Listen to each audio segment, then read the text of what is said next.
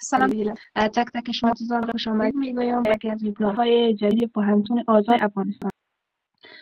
خوشحالم چنان ستاسو سره په دې ویبینار کې ګډون لرم په یوه نوښتګرې موضوع چې په ودانیزو چارو کې د BIM کارولو په اړه به موږ خبرې کوو.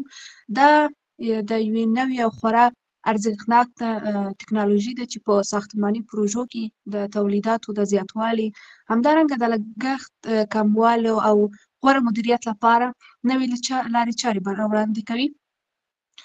جهان سپاس میکنم از مجتمع پوهنتون آزاد افغانستان که همواره در تلاش پویا ساختن نسل جوان کشور بوده است و با به راه اندازی همچو فرصت های زرین راه آبادی کشور را فراهم ساخته است. د هغوی له زحمتونو او د دې پیاوړي ټیم له زحمتونو څخه نړۍ مننه کوم ده چې د همدې له برکته ده چې محصلینو ته د آنلاین صنفونو، وړیا کتابونو او کتابتونونو او د یو معیاري تعلیمي چاپیریال څخه د برخمنېدو لوی فرصت برابر کړی دی. د همدې پوهنتون په زیار او مرستو سره موږ د زده کړو په برخه کې لوی ګامونه اخیستي دي او موږ د دې لوی نعمتونو ټولو قدردان یو.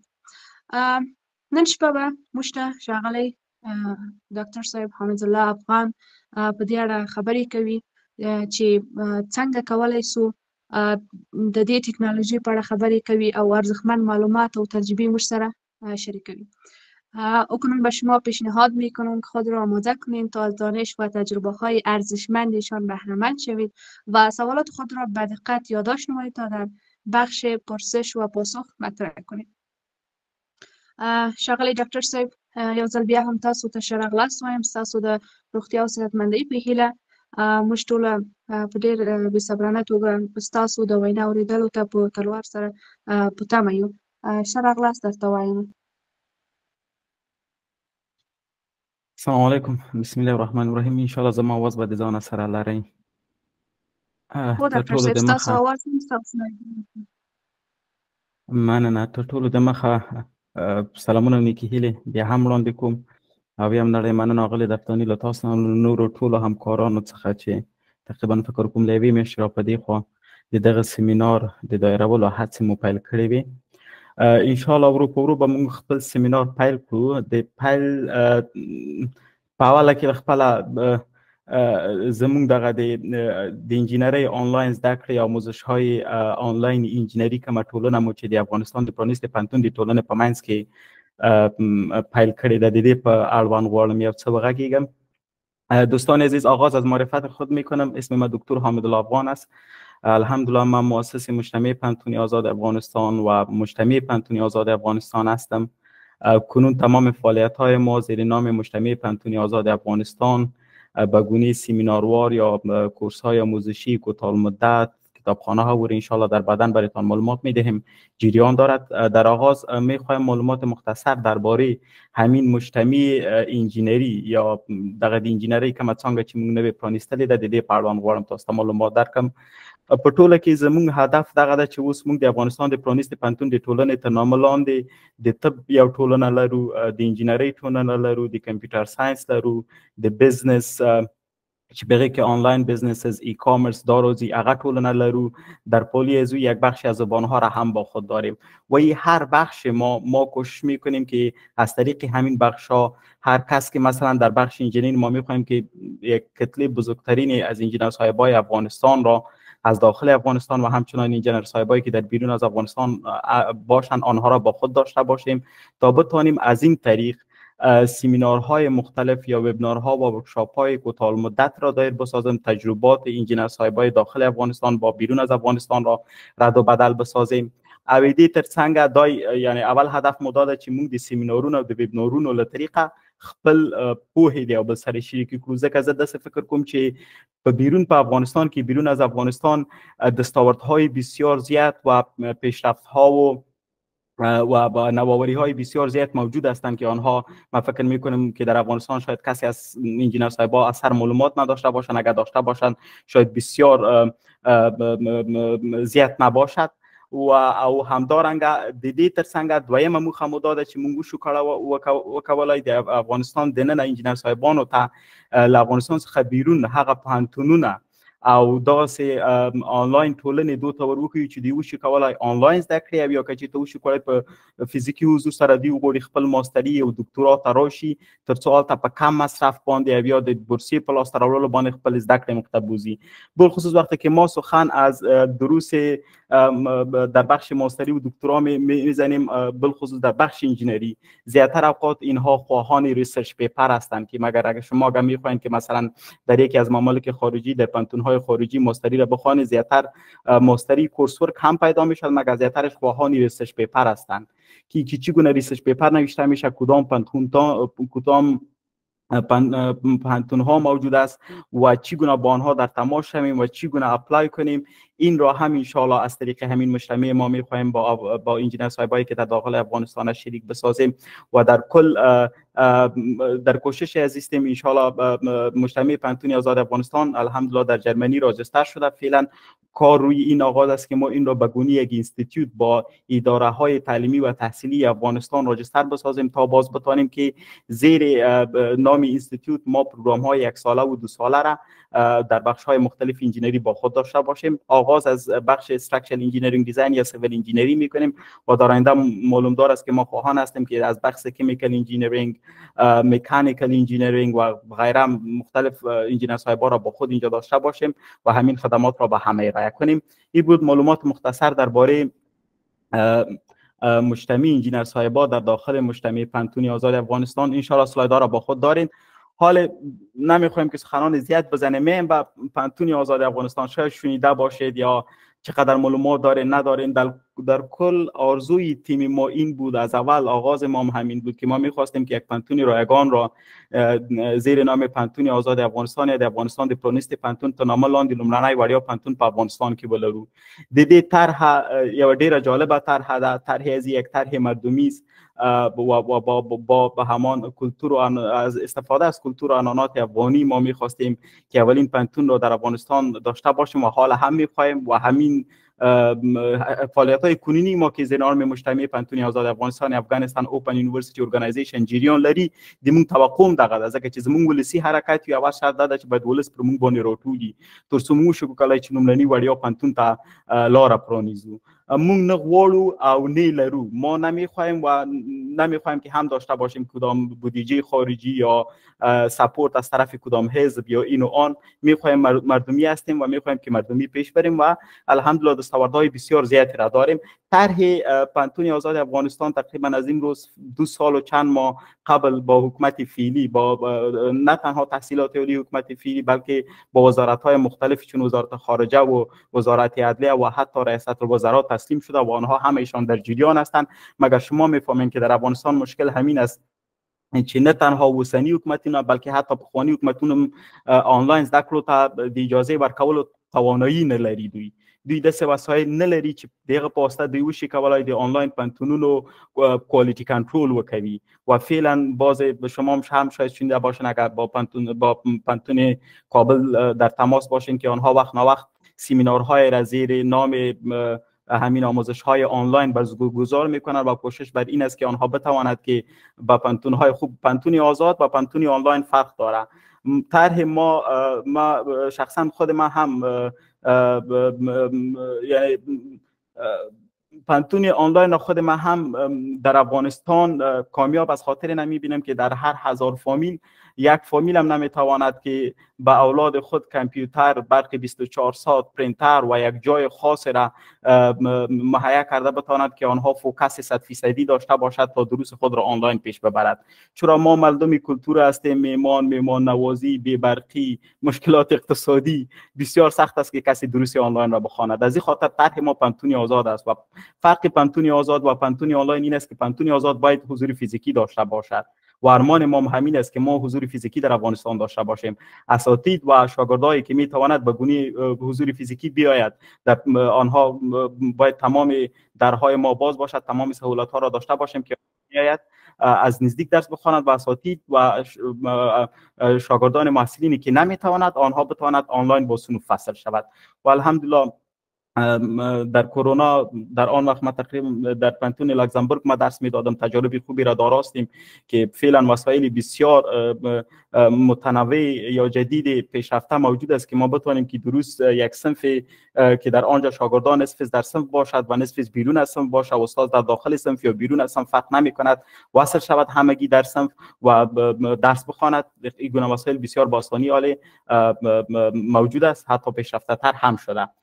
خوب، ما قسمی که گفتیم فعلا تمام فعالیت های ما زیر نام مجتمع پانتون آزاد افغانستان جریان دارد و زیر نام مجتمع پانتون آزاد افغانستان قبلا ما ذکر دادم ما مجتمع های و دیپارتمنت های مختلفی را داریم که در این دیپارتمنت ما شارت کورسز داریم آنلاین. بخش خوب مجتمع پانتون آزاد افغانستان یک بخش بزرگش کتابخانه های ماست که در آنجا با بیش از 300,000 محصل ما وصل هستیم و در هر دقیقه ده ها کتاب رایگان را آنجا به نشر میرسانیم.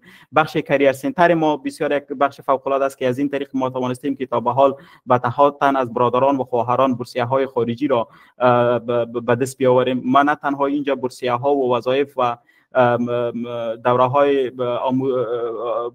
کارآموزی را ما شریک می‌سازیم، بلکه به گونه عملی با برادران و خواهران کمک می‌کنیم که آنها اپلای کنند، همراهشان در آماده سازی اسناد، در پروسه اپلای کردن در هر بخش ما استپ به استپ کمک می‌کنیم و وبینارها را شما می‌بینید فعلا همین یک وبینار است که جریان دارد. و ما قبل که قسما گفتم ما د مختلف آنلاین کمیونیتی لرونکي است چې په دې کې د انجینری کمیونیتی د چې تاسو ته اول کې معلومات درکړل، د ژبو د برخې کمیونیتی ده و د سوداګرۍ د برخې کمیونیتی لرو، همدارنګه د کمپیوټر ساينس کمیونیتی ځان ته لرو، د طب د برخې کمیونیتی لرو او الحمدلله مسلمانان یا د موږ افتخار ده چې موږ د امر بالمعروف و نهی عن المنکر یو ډپارټمنټ او کمیونیتی هم لرو چې په دې ډپارټمنټ کې هم زموږ ډیر فوق العاده فعالیتونه دي. زیاتره وخت موږ دلته د حسن قرائت، د سیرت پیغمبر صلی الله علیه و سلم، د دې ترڅنګ د مختلف نور او مهم دینی مسایلو کې هم سیمینارونه وړاندې کوو او هم مسابقات په لار اچوو. لکه څنګه چې کمیونټیانو پورته ذکر شوی دغه ټول کمیونټیانو کې موږ عموما د صنفونه لرو که طال مدته چې د انجینری په برخه کې به هم زر پیل شي، ویبینارونه دي او ورکشاپونه دي او دغه اخرینی سلاید د پانتون د زموږ اوسنی نوي صنفونه چې پیل شوي دي کوم چې درې میاشتني صنفونه دي او د صنفونو زیاتره سرټیفیکیټونه بین المللي دي، ځکه چې دلته په دې صنفونو کې له یوې خوا درې فوق العاده استادان درس ورکوي، از یک طرف 3 دانه اساتید فوق العاده درس میدهد و از دیگر طرف ما به شما در هر کورس های خودآموز را انتخاب کردیم که آن را با شما یک جا پیش میبریم و سرتیفیکیت هایتان از آنجا براتان داده می شود که آن سرتیفیکیت ها همش سرتیفیکیت های بین المللی هستند و همین صنفی هستند که ان شاء الله لینک های از این باز به دوستان میگم که در همین گروپی که شما هستین شریک بسازد تا شما به این دسترسی داشته باشین. در بخش انگلیسی کمیونیتی ما بسیار اساتید فوق العاده داره که نه به سطح افغانستان حتی به سطح پاکستان یا هندوستان هم چنین اساتید را پیدا نخواهد کرد، چون زیاتر اساتید ما افغانای خود ماست. چون ما الحمدلله در بخش انجینری هم لیسانس را از مالزیا به دست آوردیم، ماستری را از جرمنی و دکترا را از هلند. همین قسم در هر بخش ما که اینجا اساتید با ما درس میدهد افغانای خود ماست که تحصیلات عالی خود را در بیرون افغانستان به دست آورده و زیاترشان حال هم در بیرون از افغانستان زندگی میکند. پس همین صنفی هستند که اینها آغاز شده. خوب، میایم به مسئله اصلی خود ان شاء الله تعالی. قبل از اینکه با بیم آغاز کنیم یک بار ما باید چک کنیم که ان شاء الله شما خود صدای ما را با خود دارین و اسلایدها را میبینید، درست است؟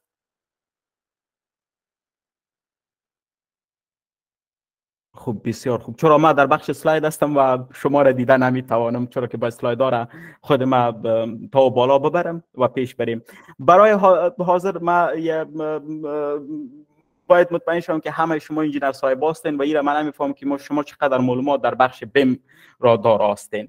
اگر یکی دو نفر دستتان بالا کند و برای ما کمتون شریک بسازین که درباره بیم چی میفهمید.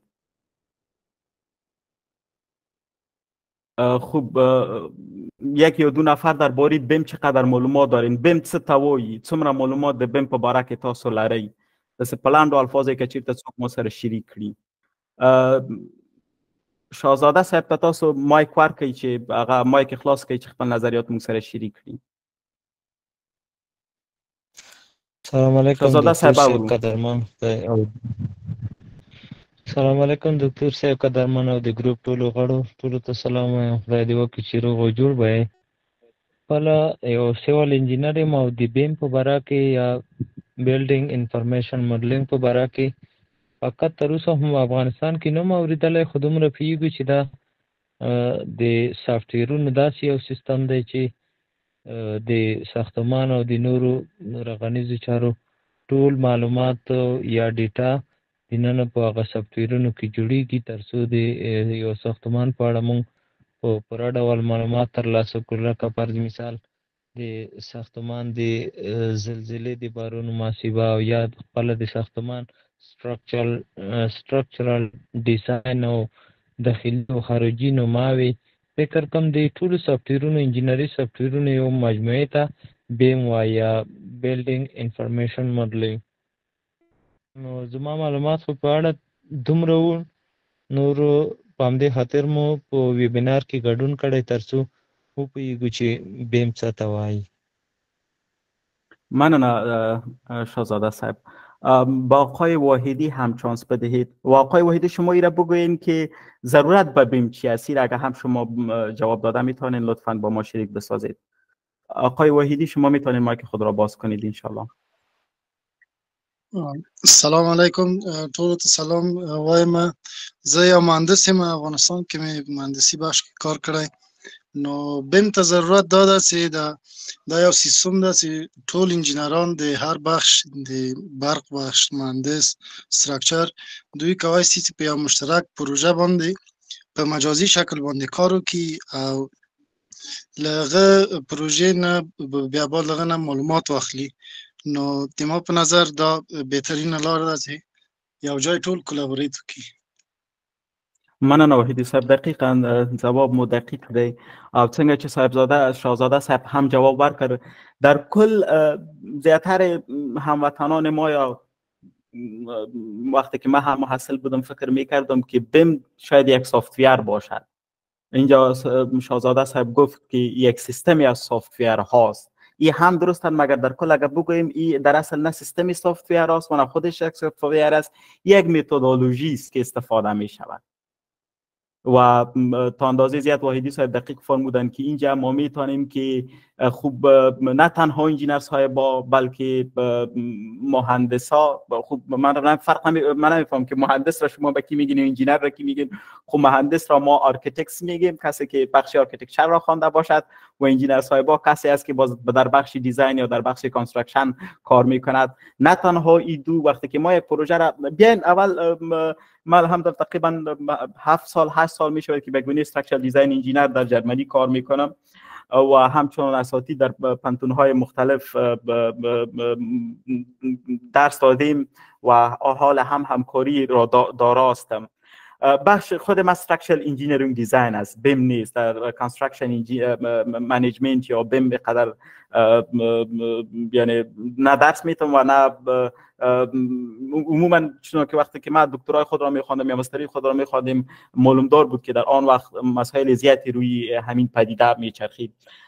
البته اگر ما بیایم در بخش انجینر صاحبا، ان شاءالله که کس دکتر صاحبا و دیگه در اینجا نیستن که خفه از خانان ما نشود، بخش انجینری واقعا یک بخش بسیار ثقیلی است. من نمیفهم در افغانستان چرا کسی که نمرات زیاد را ببره دور میدهد به بخش طب، مگر حقیقت این است که اگر او فیزیک است، مثلثات است، هندسه است، الجبر است، همه ما استفاده میکنیم. و اگر خود را با دکتر صاحبا فرق بدهیم، دکتر صاحبا عموما که یک عملیات جراحی را انجام میده، درست است که آنجا این زندگی یک انسان یا دو انسان زیر در انگشتان از آنها میباشد. باز از ما اگر سخن از زندگی بزنیم، وقتی که یک ساختار را ما میسازیم، مرگ و زندگی هزاران نفر در دست ما شما میباشد. اگر کمکاری کنیم یا اینو آن کنیم، زندگی هزاران نفر را در خطر میاندازیم. و پروژه های انجینری یکی از مغلق ترین تسک ها در سراسر دنیا است، چرا که هر پروژه انجینری اگر باشه معلوم دار است که در آنجا از صدها گرفته تا هزاران نفر در آنجا با یکدیگه خود کار میکند، چون تسک های دیگر نیست. اگر مثالش ما بدهیم، خود دکتر صاحبا کدام عملیات را انجام میده، خو یک دکتر، دو دکتر، سه دکتر، زیاد که شود سه دکتر. مگر ما شما که هستیم همیشه در پروژه ها از صدها نفر گرفته تا هزاران نفر کار میکنیم. دیگه یک ضرورتی بود که و تفاهم عموما یک مشکلی عمده است، اون هم در بخش کانستراکشن، چرا که در بخش کانستراکشن کدام متدولوژی را که ما استفاده میکنیم اون نفر تا نفر را زیاتر وقت فرق میکنه و همیشه مشکلات به وجود می آمد. مثال های بسیار زیادی موجود است. من یک مثال زندهش شما باز میتونید در گوگل ببینید، برلین فلوگهافن را ببینید. یک پروژه است که من چون 16 سال یا 20 سال گذشته که تا به حال به هزارها میلیون یورو را جرمنی استفاده میکند و او را درست کردن نمیتواند، چرا که معلومات از سالهای قبلی که مانده که بسیار دیر خورده و انجینر صاحبای قبلی چی کرده، انجینر صاحبای فعلی چی کرده، سوء تفاهمات زیاد میاد و او همیشه با مشکلات رخ میدهد و تا حال هم فکر میکنیم جریان داری پروژه ختم نشده، چرا که این قسم یک سهولت موجود نبود که او را ما بنامیم. در کل اگر ما به اسلاید بعدی بروم،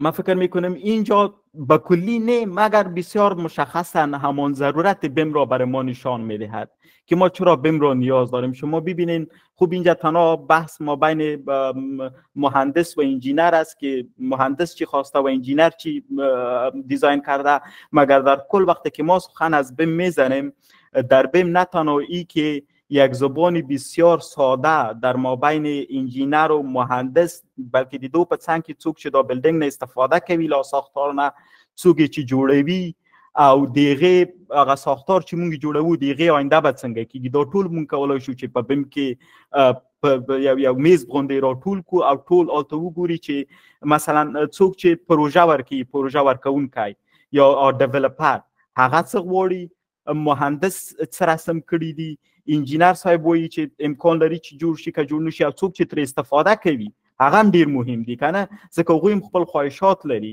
ډیولپر استفاده کوونکو ته ګوري، استفاده کوونکی ډیولپر ته وایي، ډیولپر بیرته راځي مهندس ته، مهندس جوړوي بیرته راځي مونږ ته، مونږ هغه ډیزاینوو چې امکان لري که نه لري، بیرته مهندس سره په تماس کېږي، مهندس ته بیا ډیولپر اجازه ورکوي که نه ورکوي، ډیولپر ته بیرته څوک چې استفاده ترې کوي هغه یې ورسره مني که نه مني. دا یوه ډېر لوی هغه ده. بیا د دې په څنګ کې معلومه خبره ده چې تجاران هم راځي او ګورنمنټل هغه هم راځي، حکومتي ادارې چې هغوی اجازه ورکوي که نه ورکوي.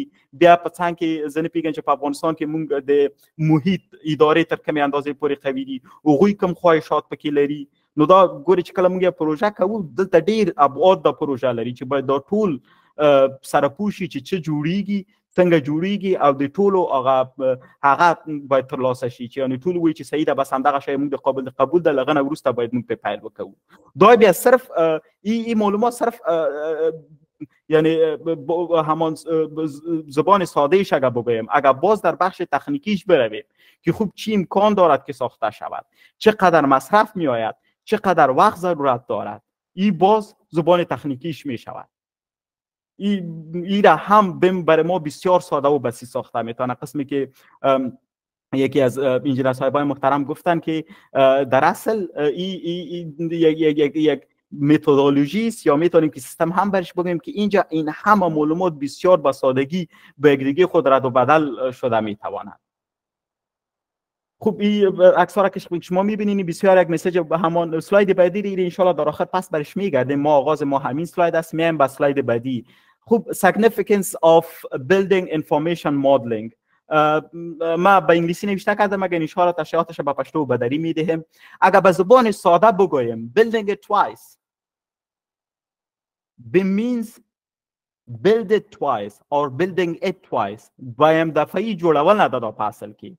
مخکې لیدی چې تاسو اصلي جوړ کړئ، قبل از اینکه ما همان ساختار را میخوایم، ساختمان است یا پل است یا سرک است، هر چیزی که میسازید، قبل از اینکه او را در ریال بسازین او را یک بار مجازی میسازید با تمام ابعاد تکنیکی و با تمام ابعاد سادهش. او را یک بار تکنیکی میسازیم،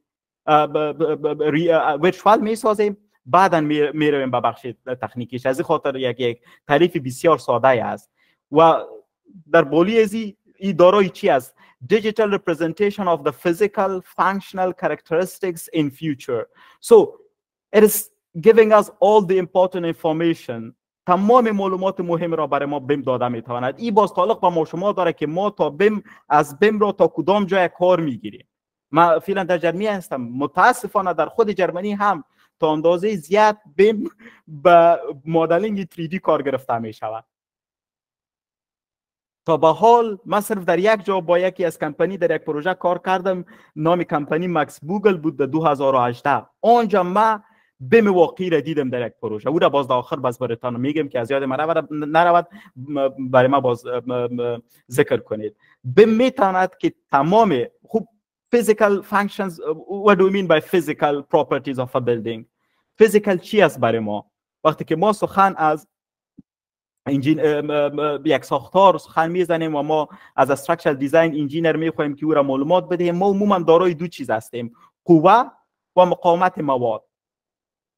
فیزیکال که شود مواد کدام مواد است، مقاومتش چقدر است و کدام قوه هاست، از کدام طرف می آید. دیگه فیزیکالی چی شمیده و معلوم دار است که شکل 3D است، ابعاد یک که چقدر یک بیم بزرگ است یا یک شما برز گاردر میگین چی میگین بیم، همان لفظ پشتویش بگویم یا خب شما انشاءالله میفهمید که چقدر یک بیم را که ما وقتی دیزاین میکنیم یا یک چت را میسازیم، یک دیوار را میسازیم، یک ستون یا کالم را میسازیم، همان ابعاد 3D کدام مواد استفاده شده، مقاومت مواد چقدر است، کدام قوه ها سرش میآید. وقتی که سخن از قوه میزنیم، قوه های مختلف بوده میتواند. قوه هایی که خود دید لود می باشد، لایو لود می باشد، وین لود می باشد، انجینیر صاحب فرمود سیسمیک لود می باشد، در پالوی ازی تمپریچر می باشد، تاوینگ و وقتی که سردی می شود کانکریت خود را جمع می کند، وقتی که گرمی می شود کانکریت خود را اکسپنشن می دهد. این همه قوه ها، این همه را شما میتونید در بیم جا به جا بسازید. یعنی بیم اگر فرق بیم را به همراه با 3D ما انجام بدهیم، 3D یک جسم مرده است. وقتی که ما میخوایم بیم را استفاده کنیم، ما میتونیم که همان جسم مرده 3D را اینجا زنده بسازیم. تمام مشخصات و اگر از مواد باشد یا از قوه ها باشد، او را میتونیم که در بیم با یک دیگه خود یک جا بسازیم. مگر تا این اندازه را شما یقین کنید تا به حال ما کدام پروژه را ندیدیم که او همه چیزها را در خود داشته باشد. اینجا باز در بخش دیگه اگر ببینیم the process of developing a precise data rich virtual 3D representation، این هم در برای سخنهای خود به شما معلومات دادم. serves as a shared knowledge shared platform for modification and outcome. خوب این همه چیزا را که ما گفتیم در طول مچویل خیده فایده چیه ده؟ ایده طول فایده چیه ده؟ ایده فایده ده چې په دغه مشخصات طول پوهیږي. دغه سي ګډوډیونه بیا په ژوند کې نه تکراریږي چې مهندس څه فکر وکړي وي چې زه به داسې یو شی جوړوم، ما ورته داسې یو شی جوړ کړی وي او مهندس بیا هغه نه غواړي. و بلا خوبی دیگری از این است که وقتی که ما بگونه ببینید ما که عموما دیزاین میکنیم، مثلا ما در یک پروژه کار میکردیم، یک سینما بود زیر نام هامبورگ، زوی کوارتیر کامپلکس در هامبورگ ساخته میشد. آنجا بزرگترین سینما به سطح جرمنی اینها دیزاین میکرد و اینجا در بخش په جرمنی کې چې دیزاین کیږي دوی ورته هغه لري، سټیپونه لري. له صفر نه شروع کیږي تر نهمه پورې. زموږ د انجینرانو کار له دوهم نه شروع کیږي، عموما تر پنځمه پورې جریان لري. یعنې له دویم سټپ نه تر پنځم سټپ موږ یو، له هغه نه وروسته بیا فینیشینګ دی نور خلکی دي کنه. او صفر کې هم انجینر صاحبان ملوث خو هغه بیا د کانترکت په سطح کنه. وقتی که ما یک پروژه را آغاز میکنیم اول عموما فیزیبیلیتی استادی می باشد، نه بعد از فیزیبل استادی که در آنجا هم باید یک انجینر صاحب موجود باشد که او ببینه چی امکان داره چی امکان نداره، بعد از اون فضای زیاد می. خب راست همین پروژه که برای ما آمد این در فیز 4 بود و در فیز 4 ما باید دیتیلینگ را انجام میدادیم. میدیدیم که مثلا که یک کالم است، اگر دیوال است یا هر چیز است، در اونجا ما چقدر کانکریتش خو اینها باد را ساخته بودن، چقدر ما برش در جرمنی بیویگونگ برش میگیم استیل انفورسمنت را ما کار داریم. او را باید ما درا میکردیم با درافتسمن یا با اینها برش با سایکنر میگه، با آنها میدادیم که آنها او را باز دیتیلینگش در سافتیرهای خود انجام میداد. وقتی که ما این پروژه را کار میکردیم شما یقین کنین اینجا شیر ما همین سینما کی بود 5 منزله بود، 15 منزله بلدینگ بود، 3 منزله د ځمکې په سر و، 2 منزله د ځمکې لاندې و. خدا 3 منزله د ځمکې په سر و په سینما کې ګوره خلک نه غواړي چې پایه ولري. اینها نمیخواید که کدام ستون داشته باشد در سینما، چرا که آنها میخواید هالای بزرگ را داشته باشد. وقتی که ما میخوایم هالای بزرگ را داشته باشیم باید در مابین ستون موجود نباشد. دیگه عموما دارای دیوارهای بسیار بزرگ می باشد. خب همین دیوارهای بزرگ 3 منزله وقتی که میآمد به سطح زمین میرسید، در آنجا بالای ستونهای بسیار کوچکتر اینها را همین دیوار را کنک ساخته بود. یعنی تمام قوه از همین دیوارهای بزرگ میآمد روی همین ستونهای کوچک. آنجا مشکل در کدام جای بود؟ مشکلی بود که آنجا جای بسیار کم بود و رینفورسمنت بسیار زیاد بود.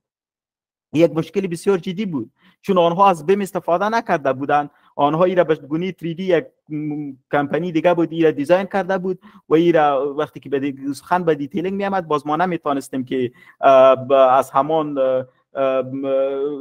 در ستونهای کوچک رینفورسمنت بسیار زیاد به جای بجا میشد، کدام که ما جای نداشتیم. همین قسم مشکلات بسیار که او را ما از نظر تکنیکی به گونه انجینر که ما کار میکنیم با او روبرو میشیم و ما به گونه یک انجینر در کدام جای بیلدینگ یا یک ساختار تغییرات میآورم، باز خود آرکیتکتور مهندس چی وقت خبر میشه، دیولپر چی وقت خبر میشه، کسی که استفاده میکنه او چی وقت خبر میشه، یا مراجع دولتی چی وقت خبر میشه. این را همگی شما اگر از بیم استفاده کنید، وقتی که ما پروژه خود را در بیم کار میکنم یک تغییر کوچک هم بیاورم، این به گونه مسیج به همگی باز میرود، میگوید که مثلا فلان انجینر از فلان کمپانی همین تغییرات را در همین جا داخل ساخت. همگی آگاه میشود که همین تغییرات را ما بیاورم اگر بیم را استفاده کنیم در ظرف 1 دقیقه. اگر بیم را استفاده نکنیم شما یقین کنین که ما که وقتی یک تغییر را در یک پروژه میآورم، چرا که نیازم است، چرا که من میفهمم که همین چیز کار نمیدهد، تا که همه دیگران خبر میشه شاید ماها بگذرد. 1 دقیقه را ببینین، ماها را ببینین چقدر. و وقتی که ما سخن از 1 دقیقه و ماها میزنیم، باز سخن از یک پروژه ساختمانی میزنیم، هر دقیقه باید پرداخت کنیم پول را، نه به کارگر، به کسی که دیزاین میکند، کسی که به هر کسی که در همین پروژه است. دیگه یک دستاورد بسیار بزرگی است که ایرا به گونه کلی استفاده کنیم. شما اگر همین تصویر رو ببینین در اینجا، این تصویر بسیار خلاصش البته تعلق به دفینیشن است که از کانستراکشن منیجر گرفت، از کانترکتر تیم بیلدینگ گرفته تا کانستراکشن منیجر تا اونر و یوزر که استفاده میکنه، ای آی این دیزاین تیم که اینجا ما انجینیر صاحبا همه کمیم و حتی خود مانیفکتچرر این سپلایرز، به اینها هم خوب است. کسایی که ما میخوایم که از آنجا مواد ساختمانی را، نه تنها مواد ساختمانی را، بعد از ختم کردن یک پروژه که ما فینیشینگ برش میگیم، اگر رنگ است، اگر صوفه است، اگر انواری است، اگر یک چیزی دیگه است که با آنها قرارداد بسته شده، آنها هم از این بسیار مستفید می شود. آنها میبینند که کدام مواد کدام چیز را ما چی وقت کار داریم. آنها همین بیم را تعقیب کرده، ضرورت نیست که ما با آنها بگیم که هر چیزای تا همین وقت با ما برسان. آنها خودش زنده میبیند که پروژه تا کدام جای رسیده، این صبح یا در روز بعد به همین مواد ضرورت است و این را ما باید به همین پروژه برسانم تا آن وقت را. دیگه به خلاصش اگر بیایم، building information modeling can bring numerous benefits to construction industry including improved collaboration. یک چیزش هست reduced rework, increased efficiency and a comprehensive overview of life cycle and sustainability of any projects. شما اگر ببینید improve collaboration است، قسمی که ما سخن زدم کلمه چی ویل دیو بل ترمنځ مون ډیره ښه ساده ژبه دلته پیدا کوی شو چې یو بل په پوکړی شو، څوک چیرته تغییرات راوړي هغه ټولو ته ښکاره کیږي، څه وخت مو چیرته چی په کار دی به همه معلوم می شود. کانترکتر یا دیولپر چی وقت باید پول پرداخت کند، کسی که مواد را میآورد و چی وقت مواد را بیاورد، انجینر صاحب اگر کدام چیز را اینو آن میسازد برای ما معلوم می شود. دیگه بسیار یعنی زبان ساده از خاطر است که همگی به گونه 3D بوده میبیند و میفهمد، درک میکنه که چیز همین خاطر شده. حالا ما هم همین حال ما هم در پروژه های زیاد مصروف هستیم. یک تغییراتی را که ما در یک پروژه تغییرات را بیاوریم، همیشه ما در جنگ با مهندسین هستیم، با کسی که بخش آرکیتکچر را پیش میبرد، چون آنها همین قسم را نمیخواهد و آنها ایرا درک نمیکند که همین چیز باز که قسمی که آنها میخواهد امکان ندارد که ما او را بسازیم. و باز بیم همین سوی تفاهمات را از بین میبرد. آنها باز میبینند، چرا بیم خودش هم دارای کد است که او را ما FCE میگیم که باز در آنجا بیلدینگ کد و همه چیز موجود هستند و آنها خودشان باز دیده میتواند که خوب انجینر صاحب کار کرده از خاطر همین قانونی کار انجام داده. ریورک ضرور نیست که کارا را دوباره و سه بار استفاده کنیم. اینجا همه چیز به کلگی معلوم میشه که همین چیز است، همین قسم ساخته میشود و تنها نه که همین چیز از همین قسم ساخته می شود، همین چیز از همین قسم ساخته می شود، همین قدر وقت در جریان می گیرد، همین قدر پول نیاز دارد. این همه چیز براتون معلوم می شود. این شفافیت یک مسئله دیگری است که اینجا ذکر نشده. اینجا شفافیت هم به وجود می آید، چون که در کل از وقتی که یک پایه ساخته می شود مثلا در یک بیلدینگ و او را شما می خواهید که بیم را مکملا در او شما استفاده کنید، این که این پایه که وقتی که ساخته می شود چقدر مصرف می آید، چقدر مواد کار دارد، کدام سیخ گل استفاده می شود، کدام کانکریت استفاده می شود و او پایه در چقدر وقت ساخته می شود، این همهش ما می توانیم این را در بیم ببینید. دیگه هر کس میفهمه که همین چیز که ساخته می شود همین قدر مصرف کار داره و این را بیم باز منظم نشان می دهد که خوب امروز همین پایه تا نصف را ساخته شده و تا اینجا که ساخته شده همین قدر مواد استفاده شده، همین قدر وقت را در بر گرفته و نصف دیگهش باز همین قدر کار و همه چیز مانده، یعنی همه چیز را به گونه دیجیتال به شما نشان میدهد. پروژه را بسیار با آسانی شما ترک کرده میتونید. اینکریز افیشنسی هم همین چیز است و از همه قدم مهم که ما زندگی یک پروژه ساختمانی را و آیندهشان ما هم دیده میتوانیم. وقتی که ما بتوانیم که و میتونیم به خاطر همین چیز است که ما تمام قوه ها و مواد ساختمانی و همه چیز را در بیم جابجا کنیم، باز به خود ما معلوم می شود ما میتونیم که سافتور خود را رن کنیم، بگوییم که همین پروژه ما شاید 100 سال در آینده چی گونه خواهد باشد، چی وقت ما برای به این ضرورت دارم، چه وقت مونده ضرورت رو چه پروژه زر سر تغییرات پکې راولم، یعنی هغه پکې کچې ته کم ځای خرابېږي څه وخت پورې به دا پروژه وي، څه وخت کې دا بیا لاسوهنې ته ضرورت لري، د پروژې آینده موږ پرې کتلای شو. نو دلته ډیر مسایل دي. خب انشالله سخنای را که من میزنم قابل درک است، چرا که من در اسلاید هستم و شما را من دیده نمیتوانم. کدام سوال اگه باشه با خود نوت کنید، سوالا را انشالله در آخر من میگیرم. خب میایم به اسلاید بعدی. BIM for projects, the environment. خب محیط بیم بسیار مهم است و محیط بیم همان فاکتورهای مهم که محیط بیم را کامیاب ساخته میتواند. وقتی که از بیم استفاده می شود، استفاده از این قدر آسان هم نیست. اگه آسان می بود در ممالکی که در بخش انجینری ساختمانی بسیار پیشتاز است، مثلا جرمنی، اینجا باید بسیار هر کس از این استفاده میگرفت. خوی که چرا هر کس استفاده میکنه او را هم باز میخوانیم، مگر مهم این است که ما وقتی از بیم استفاده میکنیم باید clear in precise contract language استفاده شود. مطلب از این است که وقتی که شما همه چیز را در بیم جابجا میکنین باید از زبان بسیار ساده کار بگیریم. یعنی اگر ما یک بار کلمه بیم را با گاردر استفاده کردیم باید همیشه همان کلمه استفاده شود و همچنان اشاره ازی به این است که در خود کانترکت خوب اشاره ازی به کاست هم بوده میتواند، به وقت هم بوده میتواند که باید همه چیز بسیار ساده و استاندارد استفاده شود و ما فکر میکنیم که در خود IFCE در استاندارد بیم هم چیزای موجودی است که ما میتونیم همیشه از آن کار بکنیم. بخش دوم است strategically plan and well manage common data environment. باید وقتی که ما انوایرمنت را میسازیم اشاره ازی به خود همین اگر بیره بگونی مدلینگ 3D بگوییم، یک شکلی 3D پروژه است در داخل یک سافتور. این یک متدولوژی است. این میتونین سافتورهای مختلف نوآوری را در خود فعلا قبول کرده و شما میتونید که عموما ما که اینجا استفاده میکنیم از بیم ویژن استفاده میکنیم، مگر وقتی که یک پروژه را شما به گونه بیم دیولپ میکنید شما میتونید از رویت کار بگیرین، از سافتورهای مختلف کار بگیرین.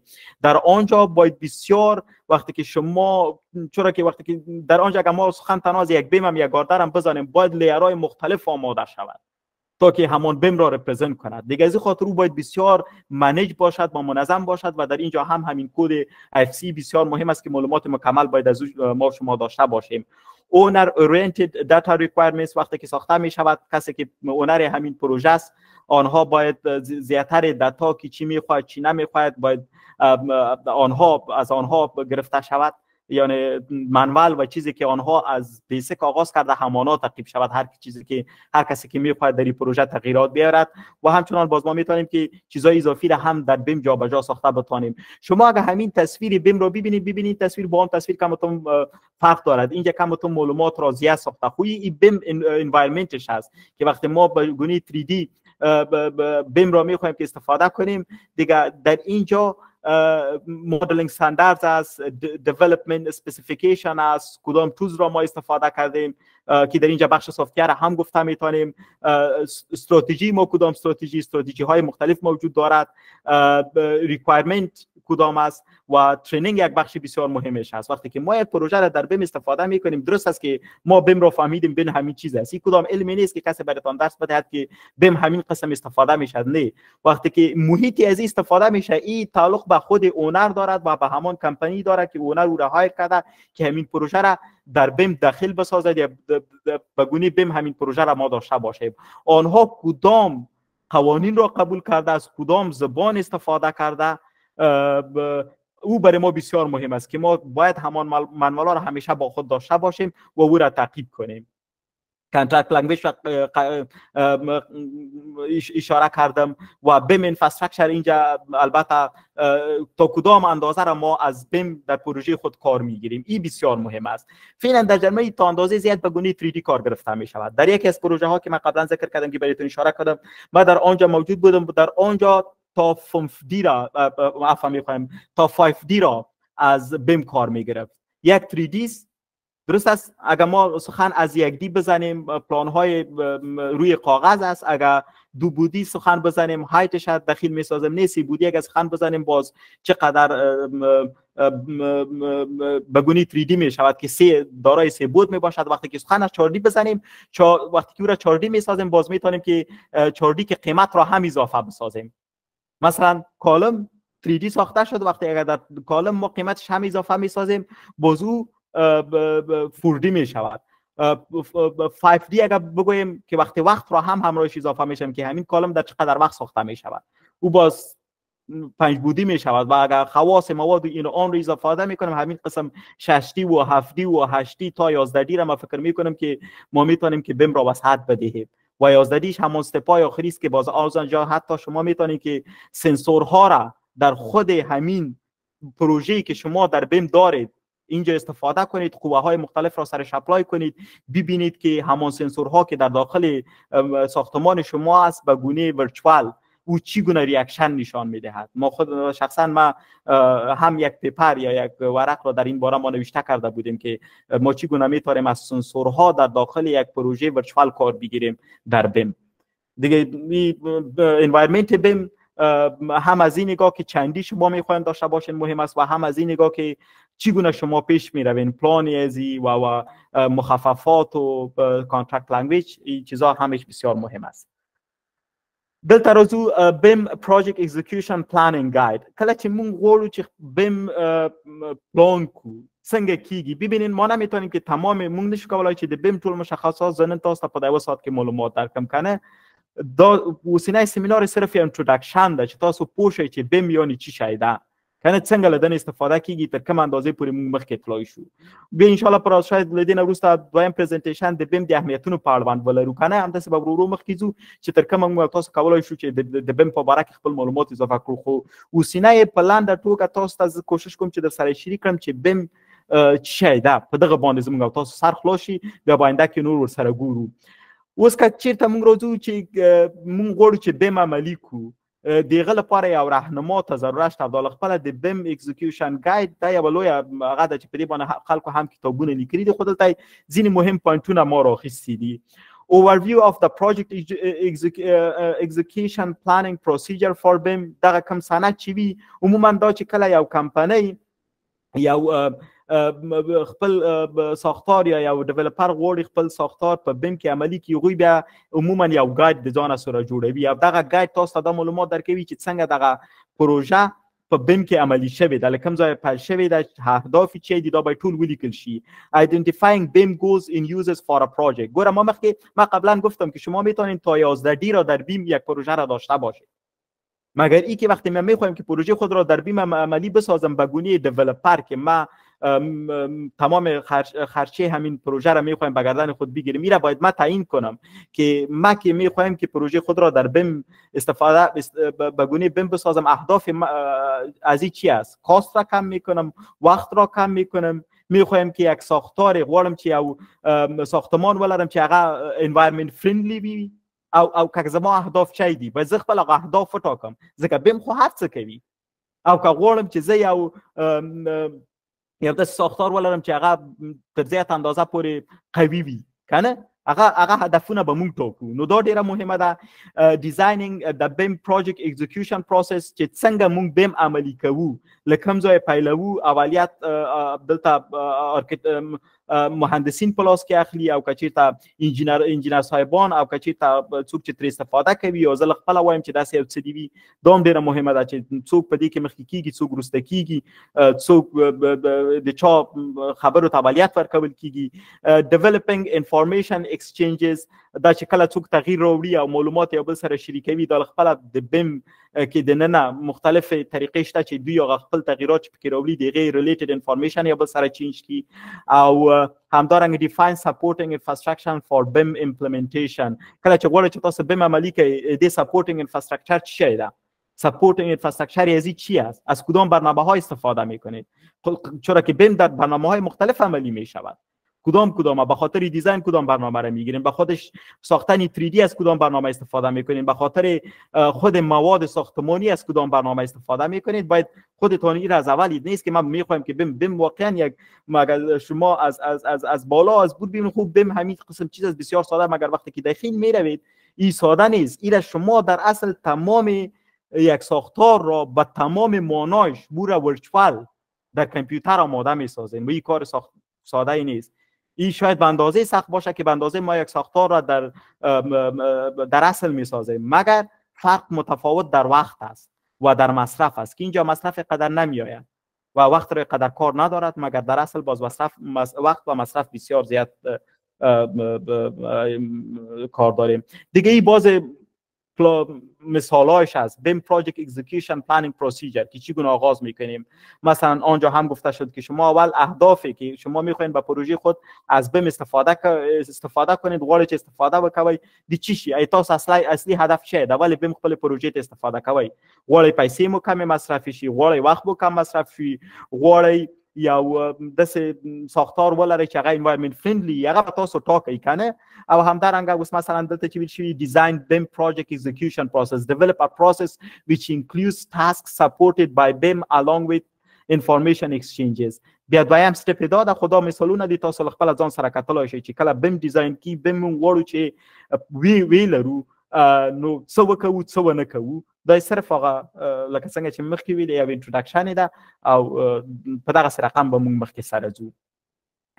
از همه قدم مهم چرا خیلی ما از بیم استفاده نمی کنیم؟ این بسیار یک سخن مهمی است. حتی اینجا در جرمنی هم بزرگترین سختی این است که initial acceptance. این ما اگر سخن از جرمنی بزنیم، زیادتر انجینر صاحبایی که کم و کم عمرش از ما یک 5 سال یا 10 سال زیاد است، آنها نمیخواید از استفاده کنند، چرا که آنها ایرانه خوانده و وقتی که از استفاده میکند راگمک میشود و نمیخواید که تغییر داشته باشد. این در همه جا است. تغییرات را کسی قبول نمیکند با آسانی. این یک مشکل بسیار بزرگی است. و وقتی که مشکل دومیش است چینج ان منیجمنت. وقتی که شما میخواین که یک پروژه را به گونه بیم عملی کنید، در همان ساختار تمام پروژه شما تغییرات روبرو میشود. یک پروژه اگر میخواین که شما او را بدون بیم عملی بسازین، بسیار فرق داره ساختارش تا اینکه او را از طریق بیم عملی بسازین. بسیار فرق داره دیگه.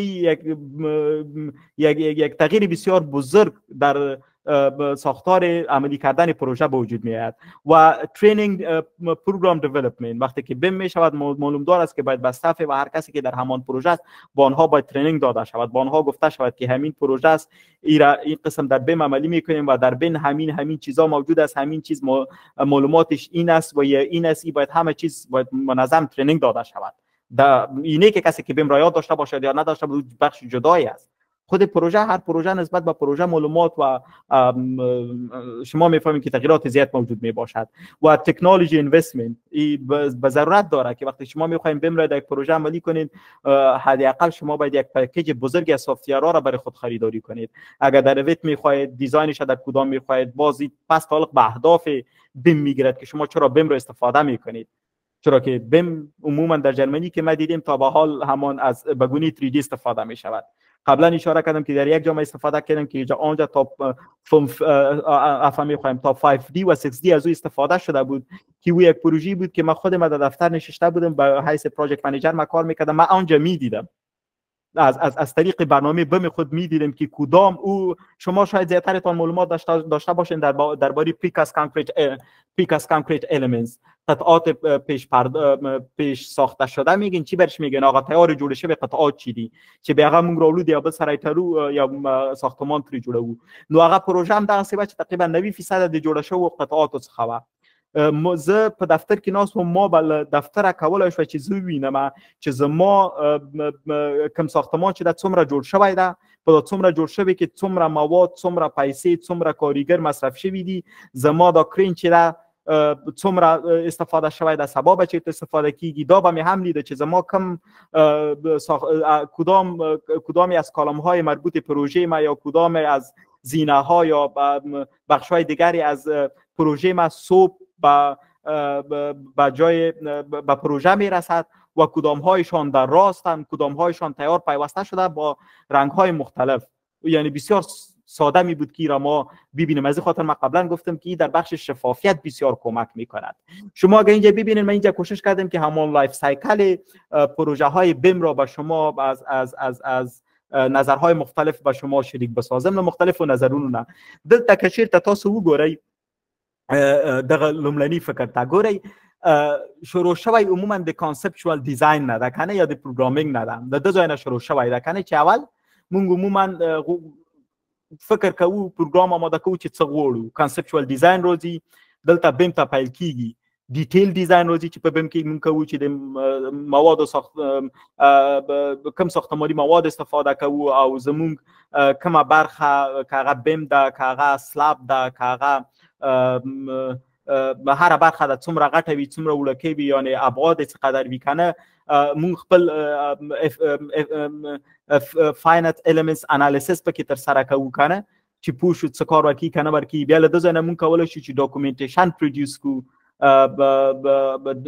تاسو ورته ډیټیلینګ پلان وایي، څه ورته مونږ په جرمني ورته بیویغونګ پلانز وایو کنه. او بیا دا مونږ لیګو فابریکیشن ته که چېرته پیش قطعات وي کنه چې هغوی دا راته عموما نن سبا په ټوله دنیا کې د پیش قطعاتو څخه زیات استفاده کیږي چې هغوی د پلان په مطابق دا مونږ ته ډیزاین کړي، دوی ټول دا بیم سره رابطه لري. او له هغه ځای نه بیا خبره راځي 4D او 5D ته چې وخت او پیسې دي کنه، دا هم مونږ پکې ټرک کولی شو. لوجستیک د لکه ما د کرین مثال تاسو ته درکړه چې له کرین څه وخت استفاده کیږي یا څه وخت مونږ کرین په کار ده، چیرته مو په کار ده، ټول کتلای شو. او کله چې به جوړ شي د خپل دا یعنی وقتی که بیم ساختار آماده شد در بیم یا به گونه فیزیکی، بیم اینجا توقف نمی شود. بیم میتونه که در بخش کنترل همان ساختار شما کمک کند که وقتی او در زیر کار باشد، مطلب از اون مردم استفاده میکند، در آنجا هم میکند. و این پس دیمالوشن خوب این بخشش فعلا وجود نداره چرا که در اروپا و در زیاتر ممالک و دکترای ما هم در همین بخش بود. زما دکترا په دې برخه کې چې موږ څنګه کولای شو د هغو جوړ شوو قطعاتو څخه چې 40 یا 50 کال مخکې په بلډینګونو کې استفاده شوی و هغه دوباره ز استفاده کړم. ریسایکلینگ نه و، ریسایکلینگ نبود، همان از قطعات پیش ساخته شده در منزلای 40 یا 50 سال قبل یا 60 سال قبل چطور میتونیم که او را از همان منزلا جدا ساخته بیاوریم و از آنها منازل دیگری را بسازیم. این بخش دکترای ما بود. البته تاپیک خاصی ما این بود که ما استراکچرال دیزاین از نقطه نظر استراکچرال دیزاین ای را به ثبوت برسانم که در آنجا مثلا عموما در جرمنی یا در تمام اروپا زیاتر ساختمان‌های از این روز 50 یا 60 سال قبل از قطعات پیش ساخته شده دیزاین شده بود و جور شده و اینها فعلا همین یک پروژه بسیار زیادی است که شما سرچ کرده میتونید، نامش ریکرییت است. اینها آل کوشش دارند که همان قطعات پیش ساخته شده را ریسایکل نکند بلکه همان را دوباره استفاده کند.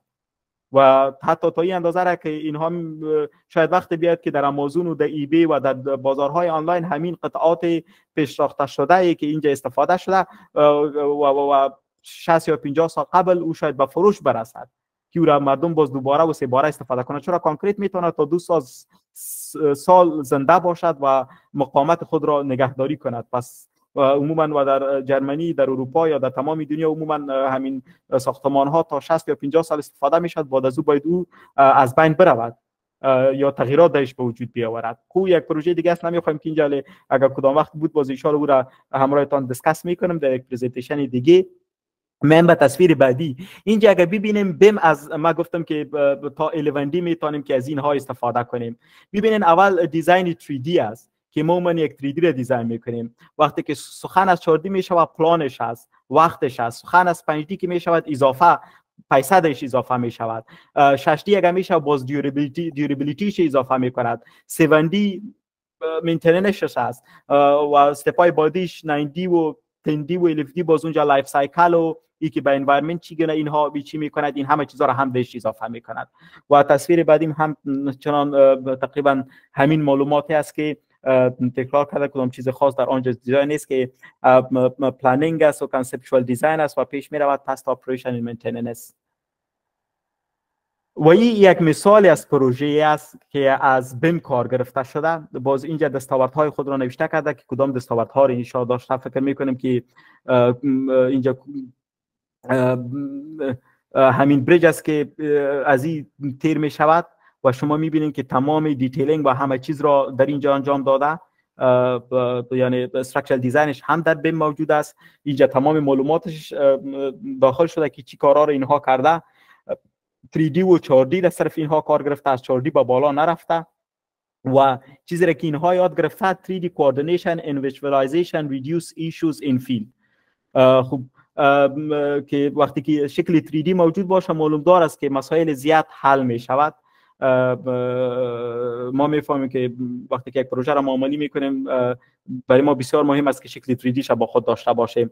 و دستاورد دومش cost savings بوده، avoidance reduce change order bit cost. یعنی ضرور از این نبود که یک کار دوباره و سه باره شود، چرا که یک بار تیار ساخته شده بود، اونجا همه چیز را قبول کرده بود و صرف در ساحه باید عملی میشد. و plans quality improved in reduce schedule delays. پلانگذاری بسیار خوب شده بود و بازو ایره هم دستاوردشی بوده که کار پشت سر نافتیده و به وقت خود کار صورت گرفته، پس مصرف کم شده. در کل اگر به الفاظ خلاص بسیار بگیم ببینین ما هر قدر اگر پلان کنیم، در اول ما هم همین را ذکر کردم، این فرق نمیکنه که ما چقدر پلان گذاری میکنیم. فکر میکنم سلاید آخری بود. ما چقدر پلان گذاری میکنیم، مگر وقتی که ما پروژه را عملی میکنیم در محیطی که پروژه عملی میشود و در آن محیط چی امکان دارد چی امکان ندارد، با وجود از اینکه ما همه را پلان ساختیم بسیار فرق دارد. اگر ما بتونیم که یک پروژه را بیم با تمام خصوصیاتش در یک انوایرمنت بیم آماده بسازیم، این در اصل تمام مشکلات همان ساحه را ما در بیم مورد نظر گرفته میتونیم. و اگر از آب و هوا باشد، شما میتونید که حتی برنامه بیم خود را با آب و هوای همان جایتان که پروژه را عملی میسازین وصل بسازید و با برنامه بیم اجازه بدهید تا وقتی که پروژه شما عملی می شود که این را همه ببینند که در کدام روزا شاید با باران باشه، کدام روزا شاید باید تا چی اندازه گرمی باشد. و وقتی که شما ساختار میکنین تمپریچر لودز و ویند لودز و سیسمیک لود در جرمنی بسیار مهم است. سیسمیک تانی اندازه را نه، خود تمپریچر و ویند لود بسیار مهم است. در وقت ساختار هم این بسیار مشکلات را ختم میکنه. شما میتونین همه چیز را پیشگویی کنید، همه چیز را مکمل در بجت جابجا بسازین و بعداً کارهای عملی همان پروژه را پیش ببرید. اگر باز هم کدام مشکل در پروژه روبرو میتید، شما بزرگترین فرصت پس در خود پروژه بیم تغییرات میآورید و همان تغییرات در عین وقت به هر کس میرسد. هر کس از همان تغییرات آگاه میشود، کدامش که یک دستاورد بسیار بزرگی است. قسمی که قبلا گفتم تا به حال تا اندازه زیاد از بیم تا 5D و 6D در کار گرفته میشه. از آن به بعد قدر مردم از اینها کار نمیگیرد و مشکل زیاد این است که زیادتر پروژه های ساختمانی اگر ما ببینیم، اگر او را دولت پیش میبرد، مشکل این است که زیادتر کسایی که در دولت میباشند او معلومات یا قدر ادوانس نیست است که از همه چیز آگاهی داشته باشه، از این خاطر او را زیاد عملی نمیکند. اگر بیایم با پرایوت سکتور، کسی که شخصی چی میکنه بیگو مشکل داده چوغی نگولی دوم رضایت مصرف کی زکه غوی خو تجاران دی غوی خولي ګټه وکوي، نو دی غوی د بلډینګ د اندې سره څه چاینده کی څه هغه کیږي څه واقع کیږي، نو ځکه زیاتره تر استفاده نه کیږي. خو که په اصل کې استفاده وشي دا زکه زیات کومک کیږي. نن سبا که چیرته مونږ وګورو مونږ د انرژي افیشنت بلډینګ په باره کې غږیږو، گرین بلډینګ په باره کې غږیږو، او په دې برخه کې اوس زما چې کوم مشکلات چې کله ما د خپل دکتورا په دایره کریټ پروژه کې کوله چې هغه تیار جوړ شوی قطعات مونږ غوښتل چې د اندفاع استفاده کوو، مونږ خپل لایف پروجیکټس هم درلودل. مثلا په هالند کې ما د دکتورا کال ته یو 11 منزله بلډینګ و، هغه له دا پیش جوړ شوی قطعاتو نه جوړ شوی و، دا مو ټول واس کړ او هغه مو ویوړو لغې نه مې 11 منزله نه مو 4 منزله او 15 منزله بلډینګونه جوړ کړل. اوس د ما ته ټول مشکل دا و، ما په چاره قطعه وازوله د قطعه به هیڅ معلومات نه و، مونږ نه پیدلی چې دا یو مثلا یو دیوال و هغه زیاتره د شیر وال څخه جوړ شوی و، هغه د پیش قطعاتو شیر وال څخه مونږ نه پیدلی چې په دغه قطعات کې کم کانکریټ استفاده شوی، ځکه هغه 50 کاله پخوانی و، نه 50 نه 40 کاله په هغې کې کوم سیخان استفاده شوي دي، هغه څومره مقاومت لري څومره نه لري، هیڅ داسې معلومات نه ول، ځکه معلومات ټول له منځه تللي ول. بیم دا مهمه ده چې بیم دا ټول معلومات ځان سره ساتي. یک فایده بسیار مهم دیگرش که فعلا در جرمنی از آن هم استفاده می شود. زیادتر اوقات در جرمنی باز کمپانی هست که آنها صرف مثلا ما بخش با یک کمپانی در تماس پیدم زیر نام فابریکان، او را شما سرچ کرده میتونید، آنها تمام همین حالای بسیار بزرگی را میسازد، حال بزرگ لوجستیک سنتروم اینها برشان میگیرد، حالای مثلا 50 ضرب 200 متر یا 300 متر، بسیار حالای بزرگ. و در اینجا زیادتر وقت اگر شما میبینین همین فاندیشن و پایه ها زیادتر از این تکراری می بود. باز این را ما میگیم ریپتیتیو دیزاین. بیم در اینجا بسیار کمک میکند که وقتی شما میتونید که با بیم را قسم کد بدهید که برش بگویم که مثلا ما میخوایم همین حالا در همین جا بسازم، خود بیم براتون دیزاین میکند و بدون کلیک کردن اگر شما قبلا یک چیز را دیزاین کرده باشین، همین ساختمان موجوده شما را با آنها سر میدهد. شما میتونید از همان مواد یا از همون دیتیلینگ پلانز و همه چیز را که با پروژه قبلی استفاده کرده بودین همه را مش میکنه، ببیند که 100% درست است یا 90% درست است، همانا را دوباره به شما پرودوس میکنه. اینجا اثر نیست که یک افغانی را به کدام انجینر یا به کدام درافسمن بدید که او اثر پلانا را پرودوس کند. تمام پروژه از مواد پروژه قبلی استفاده شد و به شما آماده شد. دستاوردهای زیاد ما میتونیم از بیم داشته باشیم. خب ما فکر میکنیم که برای امروز همین قدر بس است. چانس به شما میدهیم، اگر شما کدام سوال داشته باشید ان شاء الله جواب میدهیم. و در قسمی که در آغاز سمینار هم به شما گفته شده بود، ان شاء الله سرتیفیکیت ها به شما داده می شود.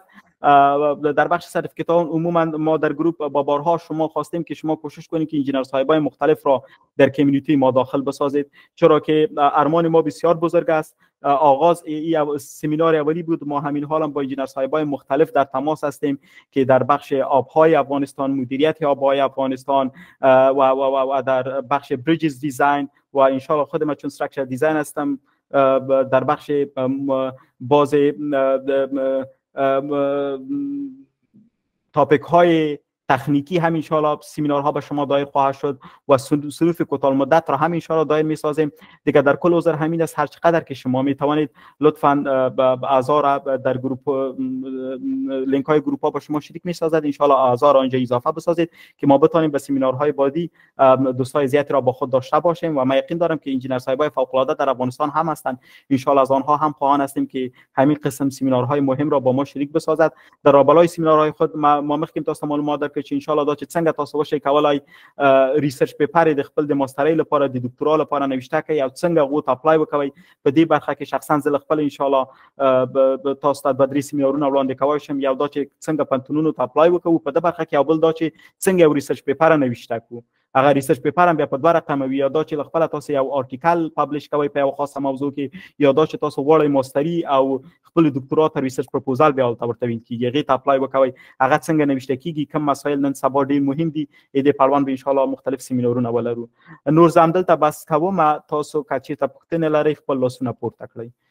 تاسو به ان شاء الله یو لاس دقیقې وخت درکړو چې پوښتنه وکوي، نور بیا ګروپ کې هم پوښتنه کولای شي. احمدی صاحب اورو. با آقای احمدی اجازه بدهید که سوال خود را پرسان کند.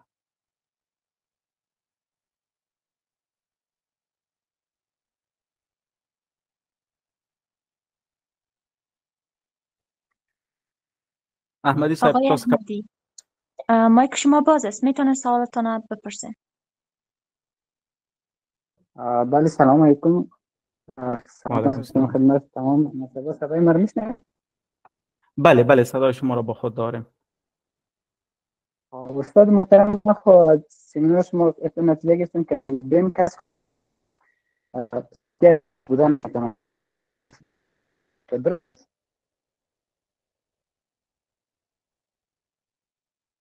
آقای احمدی متاسفانه صدای شما نمی آید. شما خیر با سوال خود را میتونید در گروه نوشته کنید، من حتما صبح باز به شما در گروه جواب میدهم. درست است؟ میم با بانو احمدی.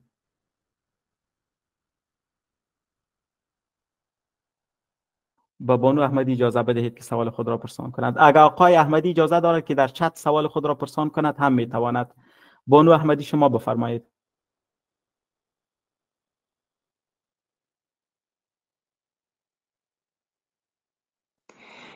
سلام، وقت همگی بخیر. تشکر از معلومات شما. سوال داشتم در این قسمت آخر در مورد پروپوزال که گفتین، یک دفعه اگه دوباره به زحمت توضیح بدین، چون زیاد در پشتو نفهمیدم زیاد چی گفتین. خوب، تشکر. در اصل ایره من در آغاز سمینار خود هم معلومات دادم که همین مجتمع آموزش های آنلاین انجینری را که ما در داخل مجتمع پانتون آزاد افغانستان به وجود آوردیم، اهداف از این است که ما بتوانیم همین قسم سمینارها را در ابعاد مختلف نوآوری در بخش های مختلف انجینری با شما شریک بسازیم. تجارب انجینر صاحبای داخل افغانستان و با بیرون از افغانستان با یک خود یک پلتفرم باشیم که اکسچنج کنیم. کورس های کوتاه مدت را داشته می باشیم و همچنان سمینارها و ورکشاپ ها را درباره از اینکه شما چگونه بتوانید به ماستری و به دکترا با پانتون های بین المللی اپلای کنید. بالخصوص وقتی که شما میخواین با ماستری و با دکترا اپلای کنید، خب کدام پانتون ها موجود است، کدام پانتون های آنلاین موجود است. اینجا پانتون های زیادی آنلاین موجود است که شما میتونید بسیار با قیمت کم شما از آنجا به گونه آنلاین ماستری و دکترای خود را به دست بیاورید و بسیار پانتون های فوق العاده هستند. و زیادتر وقتی که ما سخن از انجینری میزنیم، باز کارهای شما کورس بیس بسیار کم میباشد. کورس بیس یعنی که شما برین به شما دست داده شود. زیادتر ریسرچ است. یکی چگونه شما یک ریسرچ پروپوزال آماده کنید که شما قبول شوید به اسکالرشیپ اپلای میکنید یا به هر چیزی که اپلای شما میکنید. عموما این ریسرچ پیپر چگونه نوشته می شود، ریسرچ پروپوزال، او را هم درباره از او هم ما ان شاء الله سمینارها را به شما دایر خواهیم کرد. تشکر. خوب، تشکر. سلامت باشید. واحدی صاحب ته اجازه ورکړئ چې هغه خپله پوښتنه وپوښتي. توتاخیل صاحب تاسو ویلي چې زه لومړني سلاید ته ورشم. لومړنی اولنی سلاید مې یاد وته، ډېره ښه خبره. ما پس برمیگردم به سلاید اولی و از یاد ما رفت. مننه توتاخیل صاحب، زه در ورگرزم. البته در آنجا باز چارتای مغلقی بود، من میخواستم که او را داخل با شما شریک بسازم. خوب است که از یاد ما نرفت. این البته این سلاید. خب این تا اندازه شما اگه ببینید در همان آخر در این به شما معلومات داده شده بود. اینجا در اصل در کل همان مفهوم بیم اگر شما در همین اولی ببینید، بیم لایف سایکل که چگونه بیم آغاز می شود و چگونه پیش می رود. شما اگر ببینید آغازش از پلانینگ می شود، پلانینگ این دیزاین که در اینجا وقتی که ما پلان می کنیم، کار سافت‌ویر، دراینگ، پلانینگ، 3D مدلینگ، این ویژوالایزیشن می باشد. درست است؟ قبل از اینکه آغاز شده پروژه کالابریشن، کانترکتر، انجینیر، آرکیتکت، این ساب کانترکتر، اینها باید اینجا داخل شود و اینها مجموعه از سافیرها را انتخاب کند که از چی کار میگیرد و چی را میخواهد. و بعد از این ما میتونیم که دیزاین سیمولیشنز را هم داشته باشیم که کامفورت است، انوایرمنتال است، ونتیلیشن است، هیت است، لایت است، ساوند است، لایف سایکل است، کلش دیتکشن است، سپلای چین است. اینجا را همه یعنی همه معلومات را شما میتونید در بیم داشته باشین. ببین تمپریچر لودز یا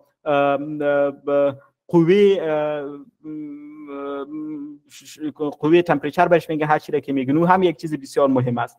بالخصوص شما اگر سخن از اسپورتس هال یا اینو آن میزنین، وقتی که هوا سرد میشود، گرم میشود، تاثیرات بسیار مختلفی را وارد میکند.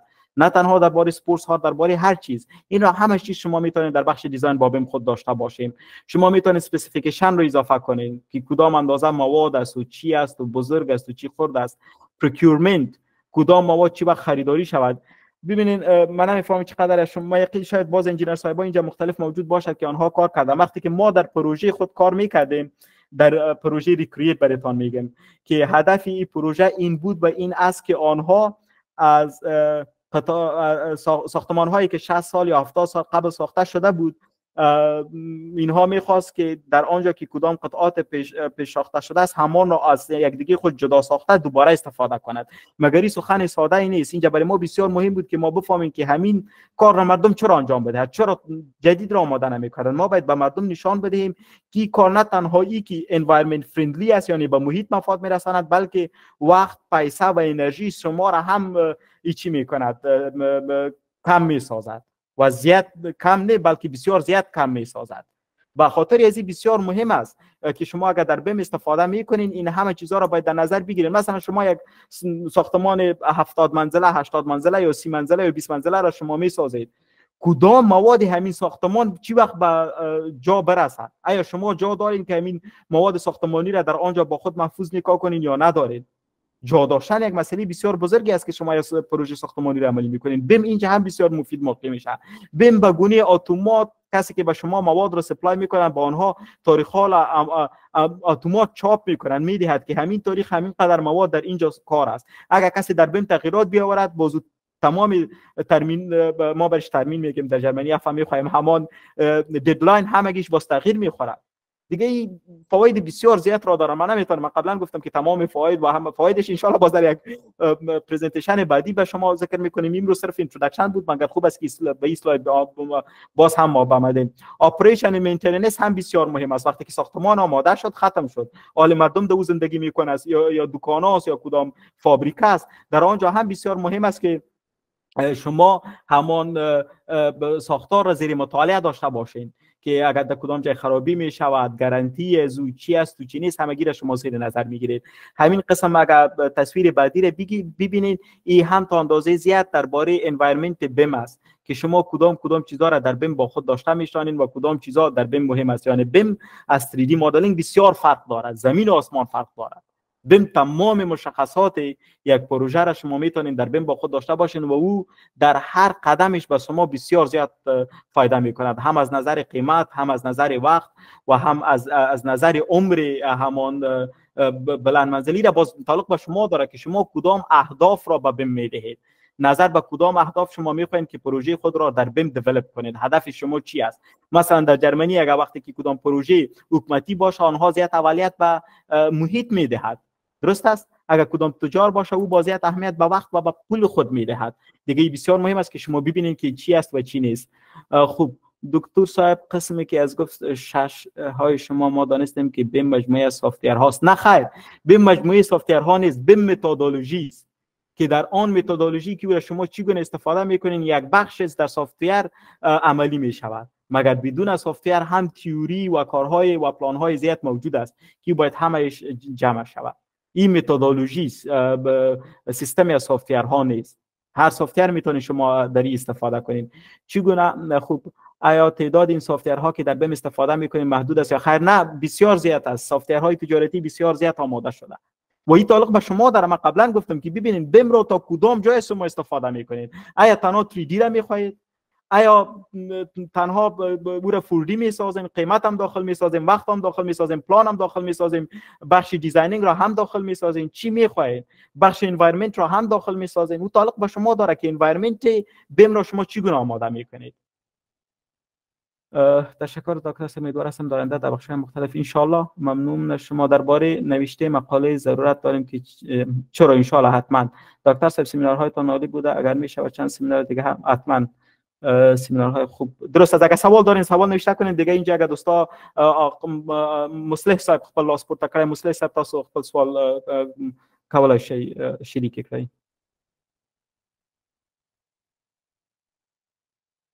با آقای مصلح اجازه بدهید که سوال خود را پرسان کنم. اورو. السلام علیکم ډاکټر صاحب، امید چې جوړ اوسئ. وعلیکم السلام. نور ټول همکاران ته هم سلامونه وړاندې کوم.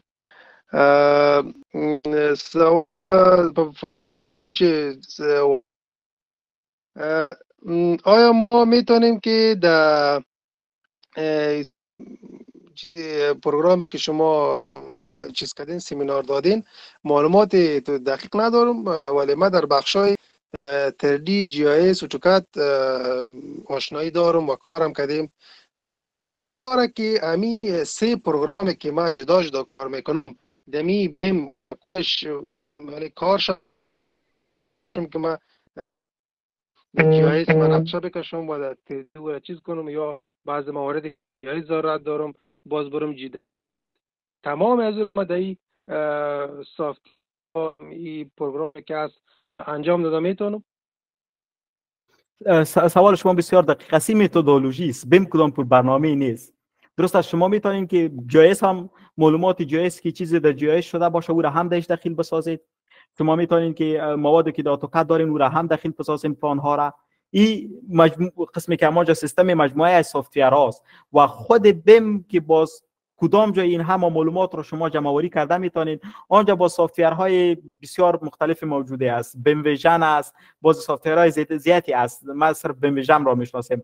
مگر بیم میتواند که مثلا اتوکاد که شما نامش بردین، جایز شما نامش بردیم، همه چیزا را که شما اونجا دیزاین میکنید میتونید که او را در همان مین سافت‌ویر بیم میتونید اضافه بسازین و او باز معلومات بیم مدل بیم شما را اضافه میسازد. او باز هم تعلق به همان اهداف دارد که او را شما با بیم خود تعیین میکنید که وقتی شما پروژه را به گونه بیم میخواهید داشته باشید اهداف شما چی است، کدام اهداف و کدام توقعات شما دارین نسبت به همان اهداف شما باز میتونید که همه چیز را در بیم استفاده کنید. چگونه در بیم بین تمام سافت‌ویرها استفاده کردیم لینک او هر سافت مختلف است. او که پروژه شما در کدام جای سوچی گونه لینک میشه و در یک یا دو سه استپ به شما معلومات داده میشود که ریت کنید میتونید او را در بیم استفاده کنید. ان شاء الله در پرزنتیشن های بعدی در این باره هم سخن میزنیم و فعلا این که چگونه یک سافت‌ویر را با دیگه سافت‌ویر شریک بسازیم. باز زبان های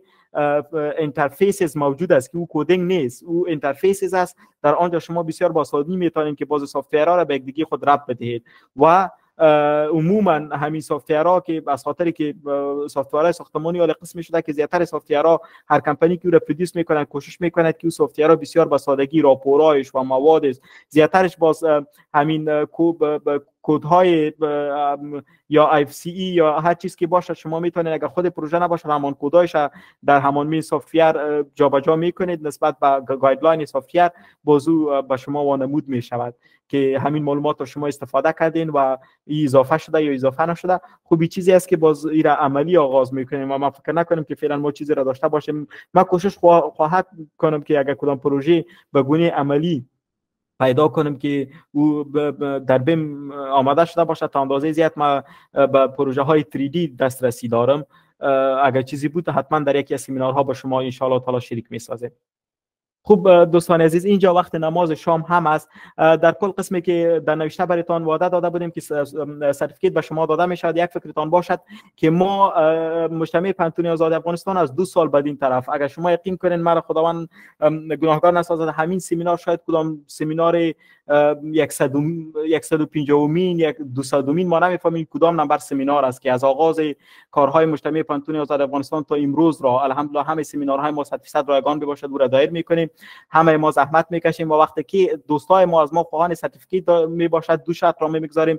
یکی اینها در همین سمینار حضور داشته باشد و دوم هر چقدر که میتونین لینک گروه با شما شریک میشود شما لطفا در همان گروه باید یک چند نفر را اضافه کنید، چرا که حرکت ما مردمی است و وقتی که همین قسم یک سمینار را حاضر میسازیم و در همین سمینار از 50 نفر اضافه داخل می شود. باز این اول ما هستم، اگه امروز 20 نفر اینجا می بود ما سمینار دومی را هیچگاه دایر نمی‌کردم، چرا که ما خود زحمت میکشیم. هدف این است که زیاد مردم از ما مستفید شود. دیگه ان شاء الله در آینده اساتید فوق العاده دیگری را هم خواهیم داشت. در کل کوشش کنید که هر چقدر که شما میتونید اعضا در گروه اضافه کنید تا ما سمینارهای مختلف را داشته باشیم و در هر سمینار حداقل 70-80 نفر شما جوین شوید که کسی که سمینار میدهد و انرژی بگیرد و با ما کمک کند تا سمینارهای بعدی را هم وقتی که تقاضا باشد ان شاء الله دیمان حتما ما عموما ما زیاتر وقت در باز از گروپ ها پیام صوتی میگذاریم. مجتمع پنتون آزاد افغانستان از اول تا با آخر رایگان بوده و تمام فعالیت های خود را رایگان پیش میبرد. از باز صنف خود 50 و 100 افغانی که 3 ماهه باشد ما پول میگیریم مگر او پول تعهد است. اگر آن قسم نباشد ما همیشه گفتیم این شما اینجا هستین برایتان چالش میدیم هر یکی شما اگر 70-80 نفر متحد را پیدا کنید و بگوین که انجینر صاحب همین مضمون را ما میخوایم که از شما از یک استاد دیگه یاد بگیریم و همین 70 نفر از اینها هر روز در جلسه حاضر میشود یک افغانی ندهید. یک افغانی ندهید، ما استاد را به شما پیدا میکنیم، از جیب برش تنخواه میدیم، باشه که همان استاد همان چیز را به شما درس بدهد. مگر شما میفهمین که اگر کسی این کار را کند بسیار فوق العاده می شود و وقتی که نمی شود باز ما عموما خواهان عزیز هستیم زیاتر اوقات که در مقابل که ما سرتیفیکیت به شما میدیم شما یک چند نفر را در گروپ های ما اضافه کنید. چرا حرکت مردمی است. ما همیشه یک قصه را میکنیم که میگه کسی به کدام دکاندار رفته بود گفته بود که بوره است، گفته بود که بله سوجی است، بله روغن است، بله باز بهش گفته بود وقتی که هر چیز چرا حلوا پخته نمیکنی. اینجا که با ما مردم باشه، در مردم شاگرد موجود است، استاد موجود است، حلوا پختن سر ماست. استاد باشه، شاگرد باشه، همین قسم سمینارها، کورس‌های کوتاه مدت همه چیز را ما دایر میکنیم، چرا که کلگی از مردمداری به وجود میاد. دیگه یک امید ماست که در همین جا شما دست به کار شوید که بخش انجینری ما چون تازه آغاز کردیم، سمینار اولی بوده، باید انجینر صاحبای زیاد جمع شود که از ما بین همین انجینر صاحبا هم انجینر صاحبای فوق العاده باشه که سمینارهای فوق العاده ارائه کند، کورس‌های کوتاه مدت در بخش سافت‌ویر یا در بخش مسائل تکنیکی مهم دیگری که دیتیلینگ از خود استراکچرال دیزاین است، مسائل مختلفی است و درباره پنتون‌های خارجی نوشته کردن ریسرچ پیپر یا ریسرچ پروپوزال به خاطر ماستری و دکترا ان شاء الله با ما همکاری کند. در کل سخنان ما همین قدر بود. خوشحال بودیم که با شما معرفی شدیم. ان شاء الله همکاری زیاتر داشته می باشیم و با امید دیدار شما در سمینارهای آینده ان شاء الله در گروپ می باشید. در آنجا با شما باز لینک به نشر می رسد که در کدام جا اگر شما خواهان کارت عضویت هستین چند نفر رو اضافه کنین و اگر تنها خواهان سرتیفیکیت هستین چند نفر رو باید اضافه کنین. فکرتان باشه که ما سرتیفیکیت رو در مقابل تذکره می دهیم. این یک شرط بسیار مهمی است، چرا بدون شناخت ما نمیخوایم به کسی سرتیفیکیت بدهیم. خدا نخواسته صبح به کدام کسی که در زندان باشه سرتیفیکیت ندهیم که باز با کدام مشکل دیگه روبرو شویم. دیگه شناخت بسیار مهم است.